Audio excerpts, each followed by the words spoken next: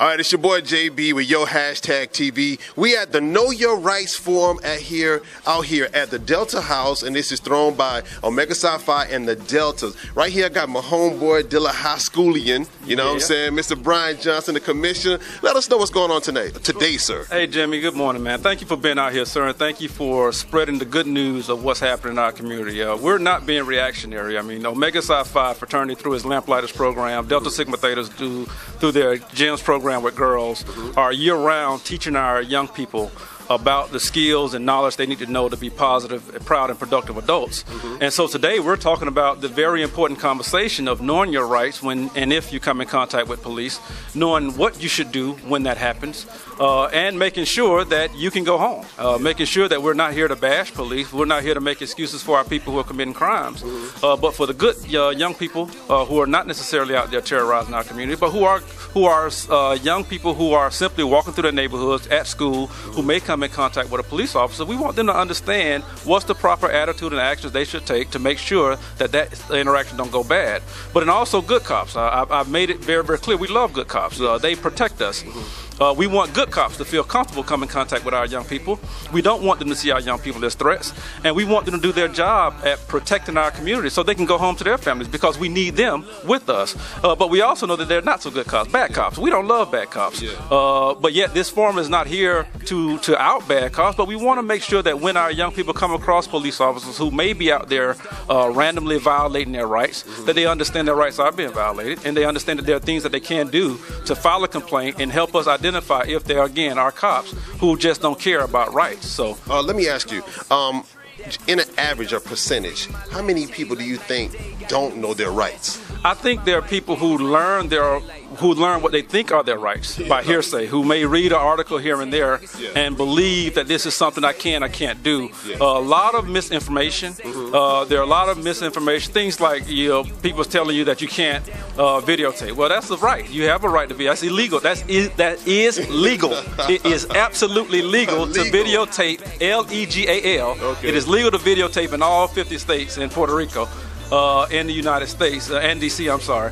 And it's very important that we understand that is legal, except that there are ways in which you have to go about it to ensure that you're following the rules. So it is very important that you hear from the attorneys in the room, the judges in the room, the police officers in the room, some of the clarifications on what your rights are. Okay, so is this an ongoing thing or just once every now and then? Yeah, actually this is the third time. Like I said, the Omega Psi Phi fraternity have had these meetings with Lamplighters year-round, and we've been 8 years with those Lamplighters, and every year we've talked about police and youth. It seems like it's of greater interest now because of what's happened in the news recently, but again, the whole point is not for us to be reactionary. If we just waited till something happened, had a community forum, and then all left, that doesn't really solve anything. So year-round we're teaching our young men. Today we're having a conversation about police, but we'll have ongoing sessions. We'll have this every year so we can keep making sure, just like we as parents have to teach our kids about the birds and the bees, unfortunately black parents have to teach our children about the birds, the bees, and the police. Yeah, and that's kind of crazy that it has to get to that point. But ladies and gentlemen, we at 2250 Northwest 21st Avenue at the Delta House. So, please make sure you check out the Omega Psi Phi and the Deltas. They're going to have all that information for you. We're getting ready to go inside. And you know what? Before we go inside, what's going to happen inside here? Well, we're having right now, as we speak, an interactive session. We wanted to make sure the kids didn't come here to a Saturday classroom. There's an interactive section with an attorney and a police officer that's actually allowing some role play to happen so the young people could feel like they're in a situation, and we can stop them and ask them to make the good decision on how to act. We're going to also have Lieutenant Cecil Stone from Fort Lauderdale Internal Affairs talk about the police complaint process. But we have other police officers, other people in the room who are going to answer questions from the young people once they start asking the questions. And one question for you. If a police see another police doing something wrong, right? Does that make him a good cop and he doesn't say anything? Does that make him a good cop or a bad cop? That's just my question to you.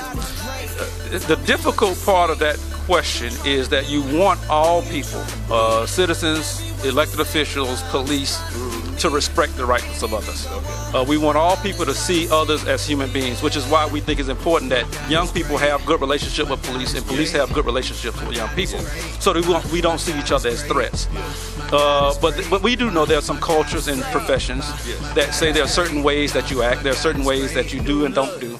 And unfortunately, one of those is that there is a tendency for some officers to not want to call out others who are violating rights. Not an issue that I can resolve, but it's definitely something that as an elected official, though, we can set the expectation that the officers that we hire, the officers that we pay, will be protecting our streets. And so from us, all the way down to police chiefs, all the way down to other fellow officers, we're hoping that everyone respects everybody else as human beings and that we are protecting and not victimizing. All right, cool. Ladies and gentlemen, we're going inside the Know Your Rights Forum right now at the Delta House, 2250 Northwest 21st Avenue. You should be here. If not, it's going to be more. Make sure you stay tuned to YoHashTagTV. I will know you, well, I will let you know the next forum you can attend, okay? It's YoHashTagTV. We're going inside. Call it whack, but I'm saying, man, Trent ends with E&D. If everybody gon' follow that, then holler back. I'm being me, leg up. Tell me what you see, what you trying to do, who you trying to be. So take a look into the mirror and tell me what you see. Can't even go on, I'm just trying to see, yeah. My God is great, my God is great, my God is great, my God is great, my God is great, my God is great, my God is great, my God. Look into my life, tell me what you see, what you trying to do, who you trying to be. Everyone's the same, I'm just trying to be me. Can't even go on, I'm just trying to see, yeah. My God is great, my God is great, my God is great, my God is great, my God is great, my God is great, my God is great, my God is great. My God is great all the time, night and day. You know my God is great all the time, night and day. My God is great all the time, night and day. You know my God is great all the time, night and day. Sir, you can have a seat. Come on, walk down the street. Excuse me, sir, let me talk to you for a minute. Come here. What's your name? Sanchez. Where are you coming from, Sanchez? Coming from home. That's the only place you've been today? All right. Listen, come over here. Pretend in the car. Pretend in the car. All right. Put your hands on the car. Listen, for your safety and mine, I just want to make sure you don't have any weapons on you, okay? I'm just going to pat you down for weapons, okay? I'm sorry? Put your back. You don't think I can do that? So you're telling me I cannot pat you down for weapons? Okay, because this is just for my safety and your safety. I just want to make sure you don't have any weapons on you. You don't think I can, so you're telling me no, I cannot? No? Okay. Come over here. All right, I want you to sit down. Now, you're not free to leave. Okay? And let me tell you why I stopped you. Now, I'm going to give y'all a precursor now, okay? Honestly, I don't work like every other police officer that you come in contact with, because this is not always going to happen, okay? You are detained. You cannot leave right now until you dispel my suspicion about you. Do you know what that means? Okay. You need to make me feel like you're not the person I'm looking for. You have some ID on you? You don't have any ID? Okay. Pause. Is that okay? No. Depends? How old are you? 17. Okay. If he's 14,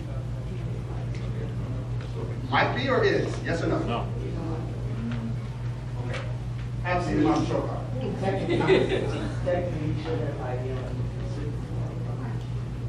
Technically, he should have ID of visa.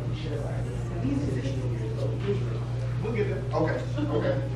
So far, Attorney Bossett, can you give us some? Sure. We're gonna speed it up a little bit. So the first thing he did was he stopped him. How many people think that was legit to stop him? How many people think he should not have stopped him? Raise your hands. Okay, we got different people saying different things. Now the first thing he told you was he had a bolo that was put out. That's that description of an individual who he think may have committed a crime, who is in the process of committing a crime, or who might commit a crime, right? Earlier we heard about cases. All right, just to speed it up, what he did was called a Terry stop. There's case law on that interprets the Constitution about when an officer can stop him to engage in that interrogation, or interview, to have that conversation, to see if he is the suspect, see whether or not that victim is matching up that person. So he walked up to him and started engaging the Terry stop. That's that conversation, to try to figure out whether or not this is the person. Then what was the next thing he did? He wanted to pat him down. That's what's called a Terry frisk. Remember, the officer said, for my safety and your safety, I'm going to pat you down. Now, let me get into a sample. If he would have come to him and said, I want to pat you down for my safety and see what's going on here, and did all this business here, and put his stuff on the ground, is that all right? No. That's going beyond figuring out what his safety is. Yeah. This is for weapons. So he don't have a right to go in his pocket. So that's the Terry frisk versus Terry stop issue.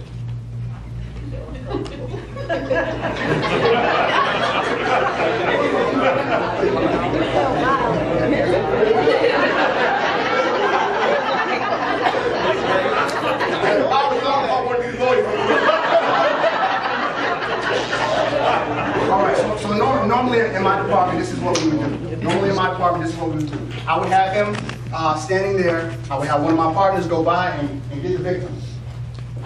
Go get the victim, and we call it like a pass-by. So he'll be standing outside the car, but just for purposes, he's in the car right now. But he'll be standing outside the car. I'll be talking to him. Another patrol car will pass by. She'd be in the patrol car, and we would say, "Is that the man right there?" And she would say, "Yes," because that's him, right? We already said that he did it. You didn't know that, but you robbed him. Okay. So she pointed out that he's the one who did it. So now I have what's called probable cause. I have an eyewitness that told me that he is the one who robbed him. So now what can I do to him?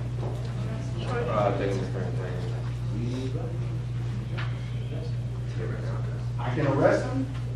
Somebody say read him his rights. Anything else? I can search him. Can I search him? Yes. I can arrest him, I can search him, and I can read him his Miranda warnings. I don't have to. I do not have to read him his Miranda. He has the right to say no. But if you haven't done anything wrong, this is the healthy relationship part. If you haven't done anything wrong, and you want to be able to walk to the convenience store safely, and you want law enforcement to be able to protect you. If he hasn't done anything wrong, is there anything wrong with him saying, no, go ahead, check and see if I got any weapons. I don't have any weapons. There's something wrong with that. Okay. All right. Anybody else think there's something wrong with it? You think there's something wrong with it? Absolutely. Think there's something wrong with it? Okay, you do. And who thinks there's nothing wrong with it? Who thinks there's nothing wrong with it? She doesn't think there's anything wrong with it? Okay. Was that a prosecutor raising her hand? No. You know it. Now, also, can I jump in? Please. Now, the criminal defense attorneys in the room are going to tell you at this point, and by the way, to kind of jump the gun a little bit, this is the first of several seminars that a lot of these individuals in the room are going to put on for you guys. So just know that the reason why the adults are behind you, because we're here to support you. We're going to give you what you need in order to succeed in this life. So know that this is the first of many, okay? We're going to have another seminar where we're going to talk about what happens if you are unfortunately put in this situation. So we're not going to get too involved in it right now, but we're going to have another seminar. But for the criminal defense attorneys in the room, this is when we're going to say, remember you have that Fifth Amendment right to remain silent and that Sixth Amendment right to counsel. So when the officer's having this friendly conversation with him, like, so what happened? There are two sides to this conversation. We want to definitely make sure we promote healthy police-citizen relationships, and that's very important. But also we want to teach you how to know your what? Right. To know your what? Right. So you have the right to exercise your rights that we learned earlier, your right to remain what? And your right to who? All right, so that's what you need to do.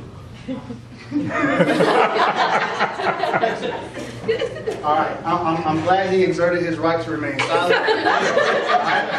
I'm glad he's going to call an attorney as soon as he gets to jail. Mr. Robert, first and sir. Now, for our next scenario, we have Mr. Luke.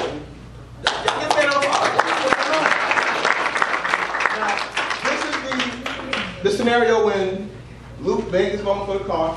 Come on, let me get the car, let's go to the store. You know, even though he's lying, he want to go to the little girlfriend house. You know, so he's joyriding in the car. He whipping the whip, going down 6, headed to his old lady house. Let's start checking. I don't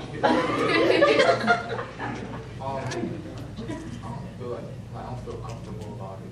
Okay, I understand that. Listen, step out of the car. Luke, speak up for me, Luke. I don't feel comfortable about it. I just feel like, sitting down right now. Mr. Luke, Yes. you need to get out of the car. Are you like telling me? Cross draw. That's my taser. See? Luke, get out of the car or I will deploy my taser. I just try to make sure that like.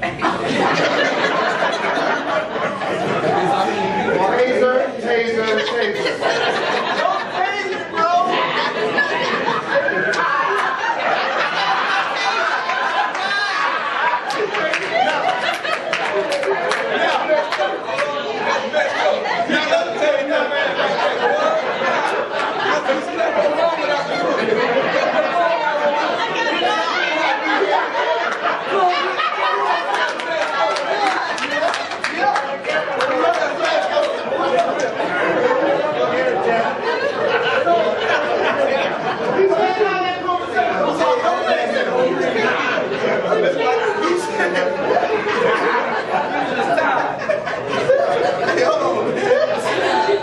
Once again, I'm here at the Know Your Rights Forum at the Delta House at 2250 Northwest 21st Avenue at Oswald Park. Ladies and gentlemen, I just left from inside there. They got interactive scenes where police and lawyers are inside letting you know your rights, what's legal and what's not. They have scenes where that police are approaching people. It's very cool. So make sure you look out for the next Know Your Rights Forum at the Delta House. Well, I'm not quite sure the next one's going to be at, but make sure you stay tuned to YoHashTagTV and I'll let you know, okay? It's your boy JB and we out. People